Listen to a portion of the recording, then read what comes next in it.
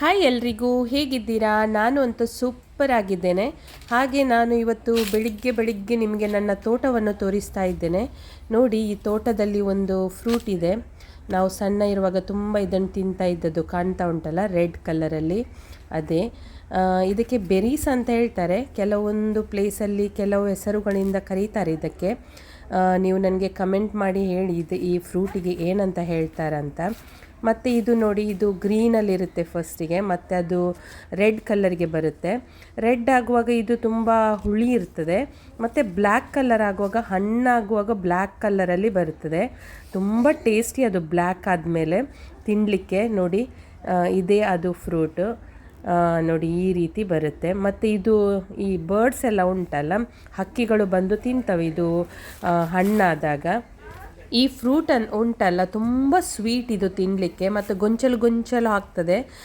Grapes ಉಂಟಲ್ಲ ಈ ರೀತಿಯಲ್ಲಿ, ನನಗಂತೂ ತುಂಬ ಇಷ್ಟ.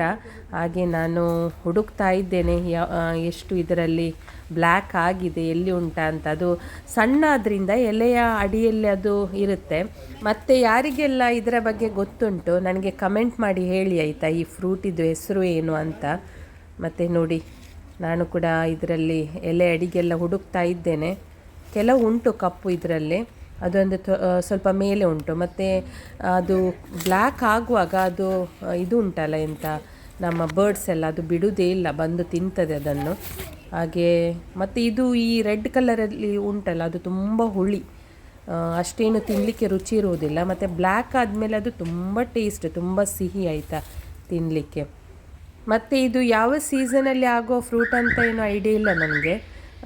ಈಗ ನಾವು ಡಿಸೆಂಬರಲ್ಲಿ, ಅಂದರೆ ನಾನು ಈಗ ವಿಂಟರಲ್ಲಿ ನೋಡ್ತಾ ಇದ್ದೇನೆ. ಹಾಗೆ ನೋಡಿ, ಈ ರೀತಿ ಇದೆ ಗ್ರೀನ್ ಕಲರಲ್ಲಿ ಇದು ಫ್ರೂಟ್. ನೋಡಿ, ನನಗೆ ಇಷ್ಟು ಸಿಕ್ಕಿತ್ತು. ಇದನ್ನು ಒಳ್ಳೆ ನೀರಲ್ಲಿ ತೊಳೆದು, ಅಂದರೆ ಇದಕ್ಕೆ ಕೆಲವೊಮ್ಮೆ ಸಣ್ಣ ಹುಳ ಇರುವೆಲ್ಲ ಇರುತ್ತೆ, ನೀರಲ್ಲಿ ಸರಿಯಾಗಿ 2-3 ತೊಳೆದು ಮತ್ತು ಇದನ್ನು ತಿನ್ನಬೇಕು. ತುಂಬ ಟೇಸ್ಟಿ ಆಯಿತಾ. ಹಾಗೆ ನಾನು ನನ್ನ ತೋಟವನ್ನು ಆಚೆ ಈಚೆ ಹೋಗ್ತಾ ಇದ್ದೇನೆ. ನೋಡಿ, ಇಲ್ಲಿ ಉಂಟು, ಇದು ನಿಮಗೆ ಗೊತ್ತುಂಟು, ಇದು ಕಾಳು ಮೆಣಸು ಅಂತ, ಪೆಪ್ಪರ್. ನೋಡಿ, ಈಗ ಗ್ರೀನ್ ಕಲರಲ್ಲಿದೆ. ಇದು ಕೂಡ ಗೊಂಚಲಾಗೋದು. ಇದು ಯಾವುದೇ ಒಂದು ಮರಕ್ಕೆ ಒಂದು ಸಣ್ಣ ಇದನ್ನು ಹಾಕಿದರೆ, ಅಂದರೆ ಇದು ಪೆಪ್ಪರಿದ್ದು ಗಿಡ ಹಾಕಿದರೆ ಅದು ಮೇಲ್ಗಡೆ ಹೋಗುತ್ತೆ ತುಂಬ. ಮತ್ತು ನೋಡಿ, ಈ ರೀತಿ ಗೊಂಚಲು ಥರ ಗ್ರೇಪ್ಸ್ ರೀತಿಯೇ ಪೆಪ್ಪರ್ಸ್ ಬರ್ತದೆ ಇದರಲ್ಲಿ. ಇದು ಈಗ ಗ್ರೀನ್ ಕಲರಲ್ಲಿ ಉಂಟು.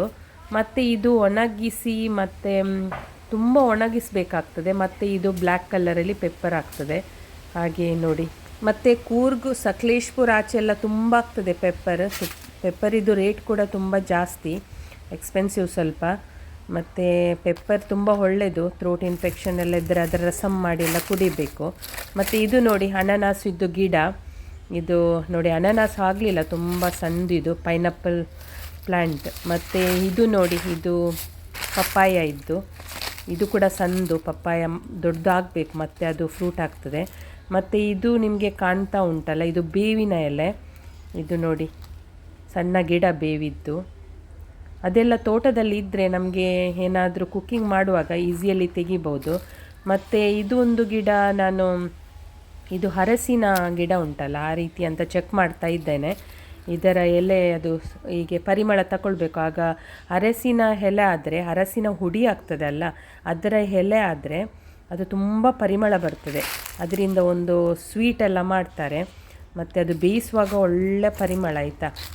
ಮತ್ತು ಇದು ನೋಡಿ, ಇದು ನಮ್ಮದು ಲಿಂಬೆ ಉಂಟಲ್ಲ ಅದರದ್ದು ಗಿಡ, ಲಿಂಬೆ ಹಣ್ಣಿದ್ದು. ಇದು ಕೂಡ ತುಂಬ ಸಣ್ಣದುಂಟು, ಮತ್ತು ದೊಡ್ಡದಾದ ಮೇಲೆ ಅದು ಲಿಂಬೆ ಹಾಕ್ತದೆ. ಮತ್ತು ಇದು ಪೇರಳೆ ಹಣ್ಣಿದ್ದು ಗಿಡ. ಇದು ಕೂಡ ಸಣ್ಣದು, ಇದರಲ್ಲಿ ಪೇರಳೆ ಹಣ್ಣು ಆಗಲಿಲ್ಲ, ತುಂಬ ದೊಡ್ಡದಾದ ಮೇಲೆ ಮತ್ತೆ ಪೇರಳೆ ಹಣ್ಣು ಹಾಕ್ತದೆ. ಮತ್ತು ಇದು ನೋಡಿ, ನೋಡಿ ಬನಾನಾದ್ದು ಎಲೆ, ಇದರಲ್ಲಿ ಕೂಡ ಆಗಲಿಲ್ಲ ಇನ್ನು. ಮತ್ತು ಇದು ನೋಡಿ, ಇದು ಹರಸಿನ ಇದು ಎಲೆ ಅಂತ. ಇದು ಯಾಕೆಂದ್ರೆ ನಾನು ಪರಿಮಳ ಇದು ಕಟ್ ಮಾಡಿ ಸ್ವಲ್ಪ ಪರಿಮಳ ತಗೊಳ್ಳುವಾಗ ಗೊತ್ತಾಯಿತು, ಕೆಲವೊಮ್ಮೆ ಎಲೆ ಒಂದೇ ರೀತಿ ಇರುತ್ತೆ, ಆದರೆ ನಾವು ಕೈಯಲ್ಲಿ ಸ್ವಲ್ಪ ರಬ್ ಮಾಡುವಾಗ ಒಳ್ಳೆ ಪರಿಮಳ ಬರ್ತದೆ.